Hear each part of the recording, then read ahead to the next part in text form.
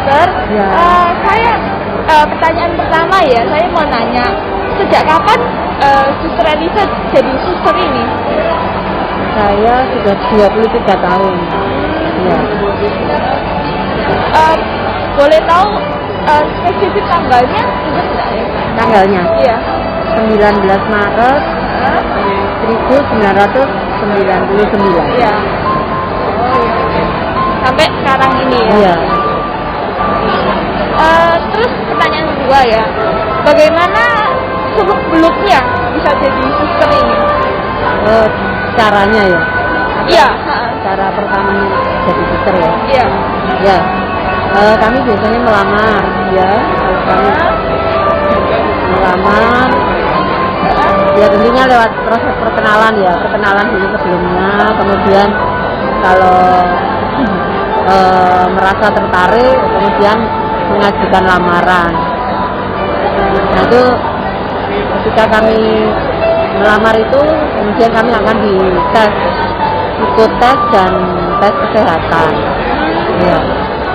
Kemudian kalau itu semua baik, kami diterima di postulan namanya. Postulan, kami diterima sebagai postulan itu 1 tahun. Jadi pendidikannya postulan sendiri 1 tahun. Kemudian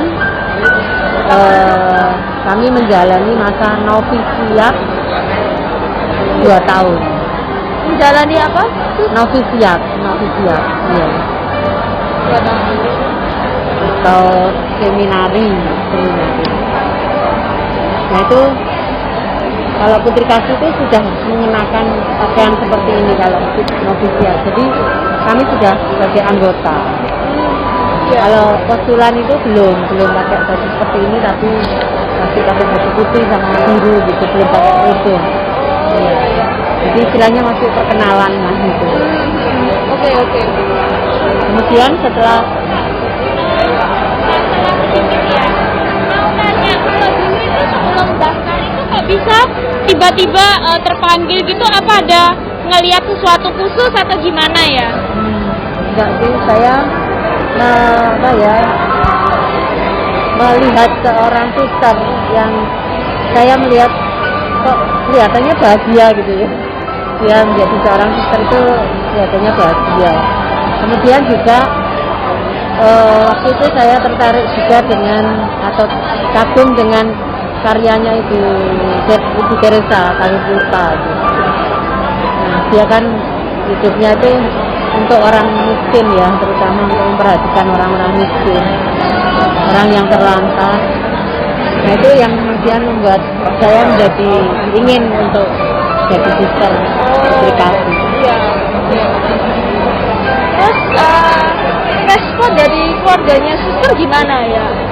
Ya, Boleh tahu kalau disupport atau tidak disupport? saya sih sangat didukung ya, ya. Karena kami dari keluarga Katolik dan cukup aktif juga, sehingga ya mendukung untuk panggilan ini.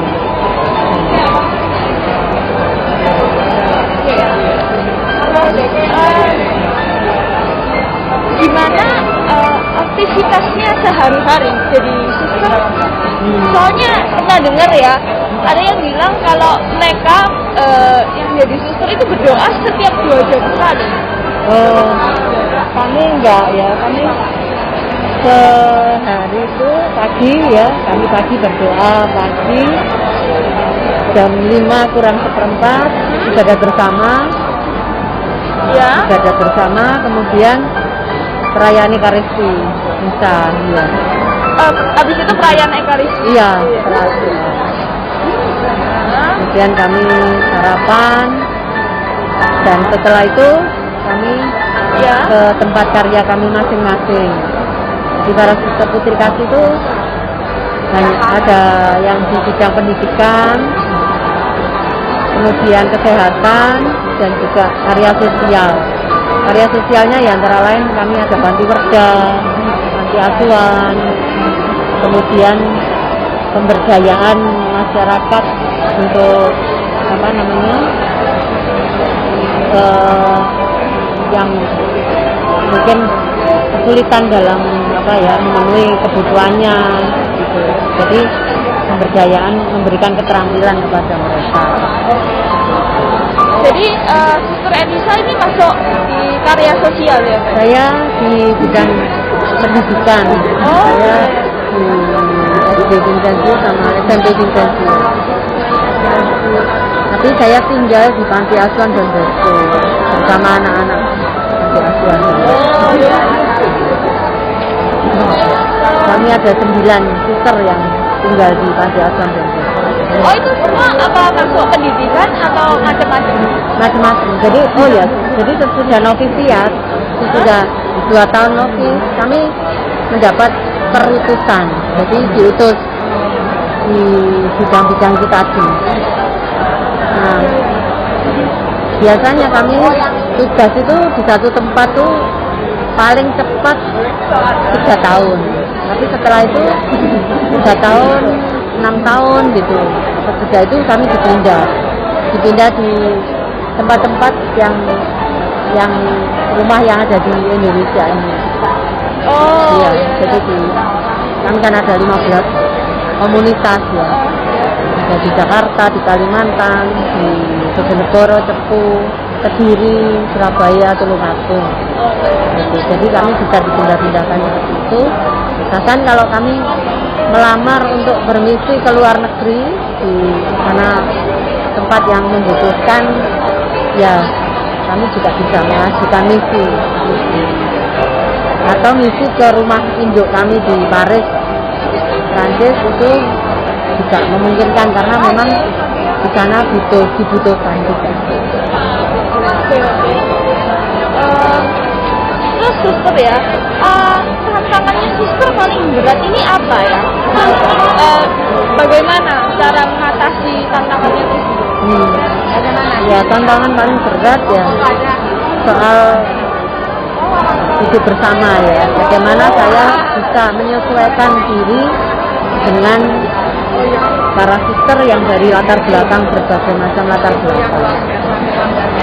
Dan sebenarnya soal diri saya sendiri, bagaimana saya bisa melepaskan ego saya, atau saya juga bisa terbuka terhadap perbedaan, bisa menerima orang lain apa adanya, dan itu bagaimana saya bisa mengalahkan diri saya sendiri sebenarnya. Jadi supaya hidup bersama itu membahagiakan. Jadi di tempat panti asuhan itu berarti banyak ya, ada suster yang kayak nggak saling suka gitu ya? Ya bukan begitu ya, tapi semua ya setiap kali ya berjuang untuk bisa menerima apa adanya. Nggak terus setiap kali seperti itu sih enggak kan ya. Kadang-kadang kami itu ya sedikit waktu lah ketika kami mungkin lelah atau apa ya, itu kan jadinya kurang bisa mengontrol emosi ya. Tapi ketika kami dalam kondisi yang normal ya membahagiakan, hidup bersama itu membahagiakan, bahkan itu menjadi kekuatan gitu. Ketika kami bisa hidup bersama dengan baik ya, kemudian berkarya atau berjumpa dengan banyak orang ya membahagiakan gitu. Iya. Juga terutama ini iya, terutama relasi dengan Tuhan itu sangat-sangat menentukan bagaimana saya juga bisa mengatasi diri tadi. Kalau saya relasi dengan Tuhan kurang intens ya, itu yang membuat saya akan merasa kesulitan dengan istilahnya dengan diri saya sendiri untuk mengatasi kelemahan.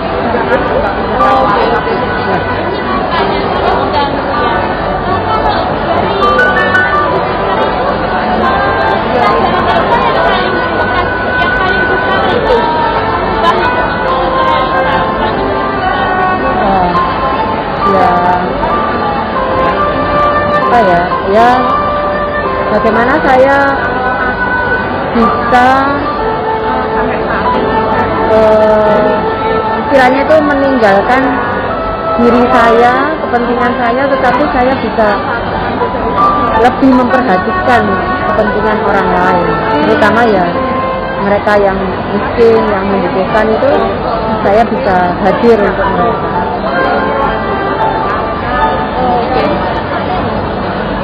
Ya pengalaman sih ya, sebuah pengalaman ketika saya bisa merawat orang miskin, orang tua waktu itu yang tidak mempunyai ditinggalkan oleh keluarganya, gitu.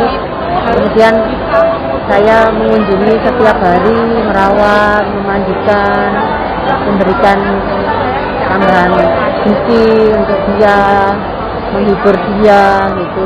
Itu saya merasa bahagia, gitu. Bisa hidup saya bermanfaat bagi orang lain.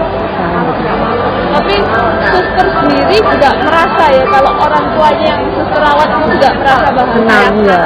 Biasanya mereka spontan itu mendoakan gitu ya, mendoakan. Semoga suster bisa diberikan kesehatan, seperti itu, kebahagiaan. Terus ini mungkin agak sedikit bisa menyinggung ya, selama suster jadi ya suster ini ya, apa pernah mengalami kayak kehilangan imannya? Kehilangan imannya? Iya, jadi kayak aduh kadang karena emosi gitu ya, terus kepercayaannya sama Tuhan jadi aduh Tuhan kalau gini, Tuhan kayak gini, kenapa nggak ngirim? Pernah nggak suster? Ya sejauh itu sih saya nggak pernah ya, kalau pernah ya. Seperti itu ya. Kalau apa ya istilahnya nggak percaya dengan adanya Tuhan ya, enggak, ya. Karena ya rutinitas kami kan selalu ada saat-saat untuk menjalin relasi yang dekat dengan Tuhan, itu yang sangat membantu pertumbuhan atau iman kami itu semakin mendalam. Dan memang sumbernya harus dari situ. Iya betul. Sumbernya dari sumbernya harus dari situ.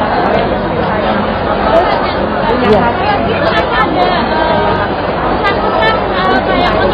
Orang-orang yang mungkin sekarang lagi imannya itu apa ada pesan-pesan khusus yang bisa menolong mereka untuk bisa bangkit ya? Ya sebenarnya ketika kita mengalami krisis iman ya, itu karena kita kurang datang kepada Tuhan yang selalu menunggu kita gitu. Jadi istilahnya ya kita kurang waktu untuk berdoa ya, kurang menyediakan waktu untuk hening, untuk berdoa, untuk merenungkan apa sih yang sebenarnya yang perlu kita syukuri gitu loh dalam sehari ini gitu.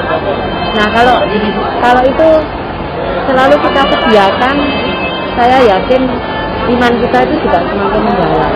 Karena setiap hari itu selalu ada alasan untuk kita bersyukur, ya kan? Kita bisa melakukan segala sesuatu tanpa Tuhan yang melakukan, kita nggak mungkin gitu. Maka kalau itu tidak terus-menerus kita sadari, ya itu akan membuat iman kita menjadi goyah ya. Apalagi ketika kita misalnya merasa bahwa oh aku bisa ini karena usahaku gitu, ya tak mungkin lah ya kan. Misalnya sukses ya, tak mungkin itu usaha kita, tapi pasti karena Tuhan sendiri yang berkenan, Tuhan sendiri yang memampukan kita gitu. Ya itu sih sebenarnya. Jadi selalu sadar bahwa hidup kita ini memang digerakkan oleh Tuhan ya. Itu pasti iman kita juga akan semakin bertumbuh.